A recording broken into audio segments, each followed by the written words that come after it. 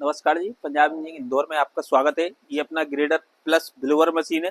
इसमें आप सारे तरह के अनाज की ग्रेडिंग कर सकते हैं। अगर मटेरियल में कोई हल्का माल है, छिलका है, तो भी सारा क्लीन हो जाएगा। यहाँ से मटेरियल डालना होगा, यहाँ से ग्रेडिंग हो जाएगी। तो पार्टी ने एक जाली एक्स्ट्रा ली है, तो जाली इसके साथ में चालू कर बाबू। ये फैन चला के दिखा।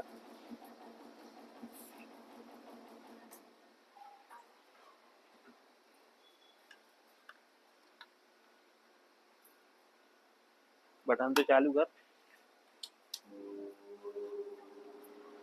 इसका स्पीड कंट्रोलर है, इससे आप मटेरियल के हिसाब से हवा का प्रेशर सेट कर सकते हैं। और इस मशीन को लेने के लिए आप हमारे नंबरों पर संपर्क कर सकते हैं। संपर्क करोगे तो मशीन ट्रांसपोर्ट के माध्यम से आपके घर भिजवा दी जाएगी। और भी हमारी कंपनी में कई प्रकार की ऑटोमेटिक मशीन है, इसकी सारी जानकारी इस बुक के अंदर दी गई है। यह बुक प्राप्त करने के लिए आप दिए गए नंबरों पर संपर्क करके व्हाट्सएप पर कुरियर एड्रेस वगैरह भेजोगे।